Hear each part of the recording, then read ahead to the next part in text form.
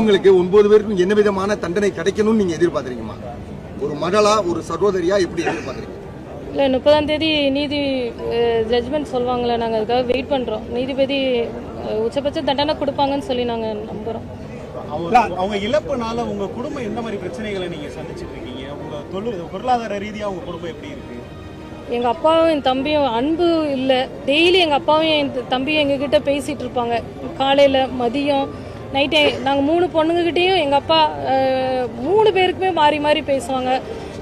எங்கள் அப்பா என் தம்பியோட அன்பை இழந்து போய் நாங்கள் காணப்படுறோம். என் தம்பி அவன் 31 வயசில் அவனை அடித்து கொண்டுட்டாங்க. அவனுடைய வாழ்க்கையை அவன் அப்போ தான் ஸ்டார்ட் பண்ணவே போகிறான். அவனோட வாழ்க்கையே மொத்தமாக இவங்களோட அதிகாரத்தினால அவனுடைய வாழ்க்கையை மொத்தமாகவே அழிச்சிட்டாங்க. அதை நினைக்கும் பொழுது நாங்கள் உயிரோடு இருக்கிற வரை எங்களுக்கு அது வேதனையாக தான் இருக்கும். அது மிக இழப்பு தான். அதே மாதிரி நீதிபதி தீர்ப்புல வந்து சொல்லிருக்காங்கல்ல, இரவு 8 மணிலிருந்து விடிய காலம் 3 மணி வரைக்கும் தொடர்ந்து தாக்கிக்கிட்டே இருந்தாங்க. அவங்களோட மரணம் வந்து இயற்கையான காயங்கள் கிடையாது அப்படின்றத சொல்லிருக்காங்க. அதை குறித்து எப்படி பாருங்க? நாங்கள் அதை தான் சொல்கிறோம். 7:50க்கு 7:45க்கு என் கடையிலேருந்து எங்கள் அப்பா கூட்டு போகிறாங்க. கூட்டு போன உடனே 7:50லேருந்து திருப்பி 11:30 வரை அடிச்சிருக்காங்க. திருப்பி 11:30க்கு ரகு கணேஷ் உள்ளே வந்திருக்கான். ரகு கணேஷ் திருப்பி 3 மணி வரை எங்கள் அப்பாவையும் என் தம்பியும் மாறி மாறி, எங்கள் அப்பா முன்னாடி தம்பியையும், என் தம்பி முன்னாடி அப்பாவையும், எங்கள் அப்பா என் தம்பியை அடிக்கும்போது அவ்வளோ கதறி இருக்காங்க. இதெல்லாம் அவனுங்க வந்து ரசித்து, அந்த இன்ஸ்பெக்டர் ரசித்து இது பண்ணியிருந்திருக்கான். அதுக்கான இது இன்னைக்கு குற்றவாளின்னு அவங்க வந்து நிரூபணம் ஆகியிருக்கு. தண்டனை கண்டிப்பா உச்சபட்ச தண்டனை நீதிமன்ற நீதிபதி கொடுப்பாங்கன்னு நாங்கள் நம்புறோம். அதே மாதிரி இந்த வழக்குல குறிப்பா இவங்க 2 பேரும் அடிக்கிறதுக்கு வந்து நம்ம ட்ரைனிங் கிடைக்கிறதுக்கு வந்து சிக்கிருக்காங்க, அப்பா அம்மா சிக்கிருக்காங்கன்றதுலயும் நீதிபதிகள் அந்த தீர்ப்புல சொல்லிருக்காங்களா? அதை சொல்லுங்க. எந்த அளவுக்கு அவங்க அதிகாரத்துல நம்ம இருக்கோம், யாரும் நம்ம போலீஸ் யாரும் நம்மள கொஸ்டின் கேட்க முடியாதுன்ட்டு. ஆனா அதெல்லாம் அவங்களுக்கு மனுஷங்களே அவங்க கிடையாது. ஒருத்தன் குண்டா நல்லா சிக்கிருக்கான், வந்து அடிக்கி பழக வாங்கன்னு சொல்றதெல்லாம் அவனுக்கு மனித தன்மையே கிடையாது. அவன் மிருகமா தான் அவன் இருந்திருக்காங்கிறதுக்கு இருக்கு. ஆமா, நீண்ட நாள் போராட்டத்துக்கு இன்னைக்கு வந்து உங்க கணவரையும் மதனையும் ஒண்ணு சேர இழந்தீங்க. இன்னைக்கு வந்து நீண்ட நாள் கண்ணீருக்கு இன்னைக்கு ஒரு தீர்ப்பு வந்திருக்கு. அந்த தீர்ப்பு நீங்க எப்படிமா பாக்குறீங்க? போராட்டம் இந்த எல்லா மக்களும் எல்லாரும் எங்களுக்காக எங்க கூட சேர்ந்து போராடினாங்க. அதுக்காக ஒரு நல்ல தீர்ப்பு வந்ததுன்னு நினைக்கிறேன். உங்க கணவருக்கும் உங்க மகனுக்கும் ஏற்பட வேற யாருக்கும் நடக்கூடாது. ஆனா இன்னும் தொடர்ந்து இந்த மாதிரி காவல்துறை மரணங்கள் நடந்துகிட்டே இருக்கு. அதுக்கு நீங்க மத்திய மாநில அரசுக்கு என்ன கோரிக்கை வைக்கிறீங்க? நீதிமன்றத்துக்கு என்ன கோரிக்கை வைக்கிறீங்கம்மா? அதாவது தண்டனைகள் உச்சபட்ச தண்டனைகளா இருக்கும் பொழுது அந்த அதிகாரிகள் இன்னொருத்தரை அடிக்கிறதுக்கு பயப்படுவாங்க. ஏன்னா இப்போ அவங்களுடைய குடும்பங்களும் சஃபர் தான் ஆக போகுது. அப்போ அதை வந்து மற்றவங்க யோசிப்பாங்கல்ல. அப்போ இதே போல நம்மளுக்கும் தண்டனை கிடைக்கும், நம்மளும் நீதிபதி என்ன தண்டனை கொடுக்க போறாங்கன்னு தெரியல.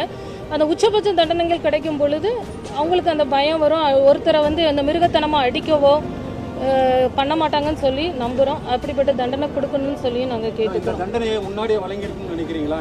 ஆமாம், கண்டிப்பாக முன்னாடியே வழங்கியிருந்தா இன்னும் நிறைய எத்தனையோ கஸ்டடி டெத் நடந்துக்கிட்டு தான் இருக்குது. தெரியறது தெரியாமல் இருக்கலாம்.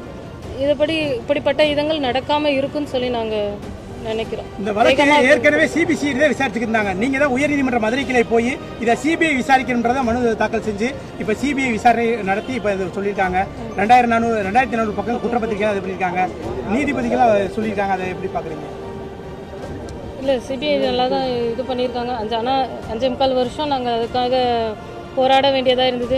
எங்களோட எல்லா மக்களும், நாங்கள் மட்டும் இல்லை, இந்த தமிழ்நாட்டில் உள்ள எல்லா பொதுமக்கள், ஏதாவது எங்கள் வீட்டில் உள்ள இழப்புன்னு மாதிரி அவங்க நினைக்கல. யாரோ ஒருத்தங்களுக்கு இல்லை, ஒவ்வொருத்தருமே அவங்க வீட்டில் இழந்த மாதிரி அவ்வளோ அழுதுருக்காங்க எல்லாருமே. அந்த வீடியோவோ என் தம்பியோடைய எங்கள் அப்பாவுடைய வீடியோ பார்த்து அழாதவங்க யாருமே இல்லை. அந்த இது எல்லாருடைய உணர்வுகள், போராட்டங்கள் வந்து இது தீர்ப்பா வெளிப்பட்டிருக்கு. 5 ஆண்டுகள் உங்களுக்கு அழுத்தம் மிரட்டல் அப்படி எதுவும் வந்து இல்லை, அப்படிலாம் அதுல முக்கியமா பெண்ணிக்ஸை வந்து ஒரு இரவுல 200 முறை பின்பக்கமா தாக்கி குறிப்பிட்டிருக்காங்க. அவங்க வந்து உறவினர் அதை சொல்ல போகும். இந்த அளவுக்கு கொடூரமா தாக்குறதுக்கு ஏதாவது முன்விரோதமா அப்படிலாம் எதுவுமே இல்லை. எங்க அப்பாவும் என் தம்பியும் எந்த குற்றமே செய்யல. எங்க அப்பாவை விசாரணைன்னு கூட்டு போனா விசாரிக்கிறவங்க எப்படி விசாரிக்கணும்? கூட்டு போன உடனே அடிச்சதுனால தான். இப்போ ஒரு தகப்பனை வந்து மகன் முன்னாடி அடிக்கும்போது நம்ம கேட்க மாட்டோமா? எங்க அப்பாவும் எந்த தப்பும் செய்யலை. அப்போ அவன் கேட்கறதுல என்ன நம்மளுக்கான உரிமை தானே அது. அதான் அவங்க அதிகாரத்தில் இருக்கோம், போலீஸை எடுத்து பேசுவியா அப்படிங்கிற ஒரு காரணத்துக்காகவே பாலகிருஷ்ணன்லாம் நீ அடிக்கும்போது சொல்லியே அடிச்சிருக்கான், நீ செத்தா சாவு, நான் என் சொத்தை வித்துனாலும் நான் வெளியே வந்துருவேன் அப்படிங்கிற வார்த்தையெல்லாம் அவன் சொல்லியிருக்கிறான். இன்னொருத்தன் சொன்ன மாதிரி ஒருத்தன் நல்லா ஃப்ரெஷ் பீஸா கிடைச்சிருக்கான், அடிச்சு பழகலாம் வாங்க. அப்போ இவங்களுடைய மனநிலைமை எவ்வளவு ஒரு கொடூரமான மனநிலைமை. தனக்கும் தன மனைவி பிள்ளைங்க இருக்காங்களா, அதே போல தானே அடுத்தவங்களுக்குங்கிற எண்ணங்கள் இவங்களுக்கு கிடையாது.